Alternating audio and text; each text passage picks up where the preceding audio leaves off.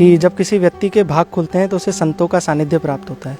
ये नव्य भारत फाउंडेशन का परम सौभाग्य है कि राष्ट्र की सेवा हो सके, मेरा देश, मेरा भारत देश आगे बढ़ सके। NVF ਨੂੰ 1 ਸਾਲ ਪੂਰਾ ਹੋ ਗਿਆ ਹੈ ਤੇ ਅੱਜ ਉਹਨਾਂ ਦੀ ਫਸਟ ਨੈਸ਼ਨਲ ਕਾਨਫਰੰਸ ਹੋ ਰਹੀ ਹੈ। ਡਾਕਟਰ ਅਨੁਰੋਧ ਸਾਡੇ ਨਾਲ ਮੌਜੂਦ ਹੈ, ਗੱਲਬਾਤ ਕਰਦੇ ਆ। ਸਰ 1 ਸਾਲ ਪੂਰਾ ਹੋ ਗਿਆ ਹੈ, ਕਿਸ ਤਰ੍ਹਾਂ ਆਰਗੇਨਾਈਜੇਸ਼ਨ शुरू ਹੁੰਦੀ ਹੈ ਤੇ 1 ਸਾਲ ਦੇ ਵਿੱਚ किस तरह लोग जुड़े हैं, की पूरी प्रक्रिया होती है? देखिए, मैंने आपको पिछली बार भी आप हमारे यहाँ आए थे तो मैंने आपको एक बात कही थी कि जब किसी व्यक्ति के भाग खुलते हैं तो उसे संतों का सानिध्य प्राप्त होता है। तो आज हमारा बहुत परम सौभाग्य है कि ऐसे दिव्य ज्योति जागृति संस्थान के संत आज हमारे मध्य में उपस्थित हैं।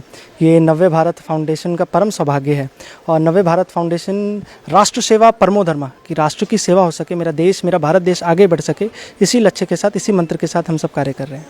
सर लगातार कार्य ਚੱਲ ਰਹੇ ਸੀ, 1 ਸਾਲ ਪੂਰਾ ਹੋ ਗਿਆ ਹੈ, ਕੀ ਪ੍ਰਾਪਤੀਆਂ ਕੀਤੀਆਂ ਗਈਆਂ ਨੇ ਜੋ ਅੱਜ ਵਾਲੇ ਦਿਨ ਅਸੀਂ ਕਹਿ ਸਕਦੇ ਹਾਂ ਕਿ ਸਾਨੂੰ 1 ਸਾਲ ਮਿਹਨਤ ਹੈ ਜਿਹੜਾ ਅੱਜ ਇੱਕ ਨਤੀਜਾ ਕਹਿ ਸਕਦੇ 1 ਸਾਲ ਬਾਅਦ ਅਸੀਂ ਦੇਖਦੇ ਹਾਂ कि पहले दिन ਜਦੋਂ शुरू ਕੀਤਾ ਸੀ ਉਦੋਂ किस तरह शुरू ਹੋਇਆ? देखिए, जब हमने पहली बार शुरू किया था और आज में देख लीजिए कि आज एक व्यक्ति थे और आज आप सैकड़ों की संख्या में यहाँ पे मेरे देश का युवा है, वो भी जो पढ़ा लिखा युवा है, कोई डॉक्टर है, कोई नर्स है, कोई लॉयर है, कोई इंजीनियर है।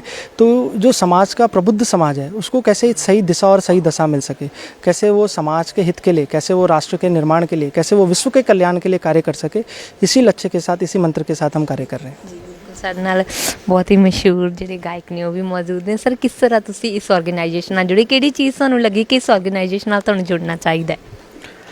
सबसे पहले तो बड़ा अच्छा लग रहा है कि नव्य भारत मंथन ये जो कार्यक्रम है, ये कार्यक्रम बिल्कुल डिफरेंट है, जिसमें परम सम्मानित संत जी हैं, DGP साहब रहे हैं, डॉक्टर्स हैं, लॉयर हैं और मुझे भी संस्कृति पे बोलने का अवसर प्रदान हो रहा है। देखिए, हमारा भारत जो देश है वो हमेशा संस्कृति के लिए अग्रिम पंक्तियों में रहा है पूरे विश्व भर में।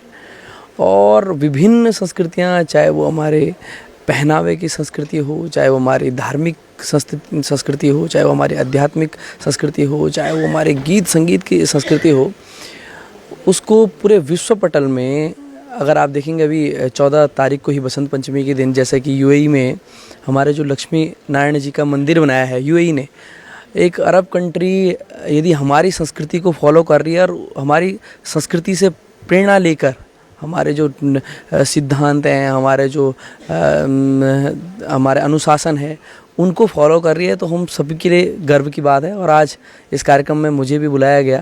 आज कुछ गीतों पर, लोक संगीत पर, जो हमारे, मैं उत्तराखंड से आता हूँ और जहाँ भगवान बद्री विशाल, केदार बाबा, गंगा जमुना है, वहाँ से हम आते हैं। तो इस देवनगरी जो देवभूमि है, यहाँ की संस्कृति पूरे भारतवर्ष में से एक और डिफरेंट है, क्योंकि कण कण में भगवान शिव हैं, कण कण में भगवान माँ भगवती हैं। हर आप मंदिर में जाएंगे, हर गांव में जाएंगे, हर क्षेत्र में जाएंगे, हर ब्लॉक में जाएंगे तो भगवानों का वास है और उन्हीं भगवानों पर आधारित हमारे गीत हैं, हमारे मेले हैं, हमारा खान पान है, उन्हीं से सबसे आधारित है। तो इस पर आज चर्चा करूँगा तो बड़ा अच्छा लग रहा है। सर फिर 2 शब्द भी सानू सुनाए जाने सुन लेके। जी, मैं एक आपको चाँचड़ी सुनाता हूँ। हमारा जैसे 2 रीजन है, गढ़वाल और कुमाऊँ, और जैसे हम कुमाऊँ में जिसको झोड़ा कहते हैं, उसी को हमारे चमोली में चाँचड़ी कहा जाता है। तो भगवान शिव जी और पार्वती जी कैलाश पर्वत की ओर जा रहे हैं और माता पार्वती जी को जब प्यास लगती है तो वो शिव जी से कहती हैं कि मुझे बहुत प्यास लग गई है, और शंकर भगवान जी चारों ओर देखते हैं कि कहीं भी पानी है नहीं, क्योंकि जब पर्वत पे चढ़ रहे थे। तो उस टाइम जो गाया जाता है हमारे यहाँ का पौराणिक गीत, वो आपको सुना रहा हूँ। स्वामी जी शंकरामी थकी गो भोता, स्वामी जी शंकरामी थकी गो भोता, विश्राम करुला स्वामी पानी जी पियोला, विश्राम करुला स्वामी पानी जी पियोला। इन शब्दों में बहुत गहराई है कि वो कह रही हैं माता पार्वती जी की मुझे प्यास लग गई, थोड़ा विश्राम करते हैं। पर जब शंकर भगवान जी देखते हैं चारों ओर कैलाश के देखते हैं तो कहीं पानी नहीं होता है, तो भगवान शंकर जी त्रिशूल मारते हैं धरती में, जो कैलाश वहाँ पे रहता है, और एक कुंड बनता है जिसमें कि पूरा पानी, जिसे हम आजकल क्या कह सकते हैं, एक बड़ी सी झील जिसे हम कहते हैं, उसे हमारे उत्तराखंड में कुंड कहते हैं और जगह भी कुंड कहते हैं।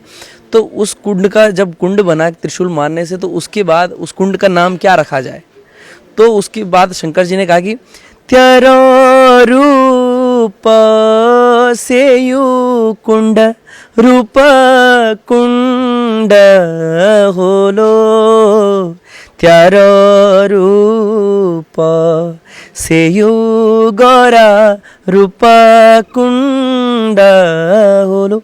तो जो पूरे विश्व भर में रूप कुंड जाना जाता है वो भगवान शंकर जी के त्रिशूल से बनाया गया था। जी ਸਰ ਉੱਥੇ ਤੁਹਾਨੂੰ ਇੱਕ ਸਵਾਲ ਹੋਰ ਕਰਨਾ ਚਾਹਾਂਗੀ। ਜਿਸ ਤਰ੍ਹਾਂ ਅਸੀਂ ਅੱਜ ਦੇ ਨੌਜਵਾਨਾਂ ਦੀ ਗੱਲ ਕਰਦੇ ਹਾਂ, ਤੇ ਇਹ ਆਰਗੇਨਾਈਜੇਸ਼ਨ ਸਾਡੇ ਅੱਜ ਦੇ ਨੌਜਵਾਨਾਂ ਨੂੰ ਕਿਸ ਤਰ੍ਹਾਂ ਮੋਟੀਵੇਟ ਕਰਦੀ ਹੈ ਤਾਂ ਜੋ ਉਹਨਾਂ ਦਾ ਆਉਣ ਵਾਲੇ ਭਵਿੱਖ ਦੇ ਵਿੱਚ ਉਹਨਾਂ ਨੂੰ ਕੋਈ ਪਰੇਸ਼ਾਨੀ ਨਾ ਆਵੇ, ਜਾਂ ਫਿਰ ਤੁਹਾਡੀ ਮੋਟੀਵੇਸ਼ਨ ਦੇ ਨਾਲ ਉਹਨਾਂ ਦਾ ਕੋਈ फ़ायदा हो रहा हो? कि अभी मिशन मुक्ति बोध के माध्यम से आपने देखा होगा, अभी सितंबर में ही हम देख रहे हैं कैसे पंजाब में युवा नशे की तरफ आगे बढ़ रहा है।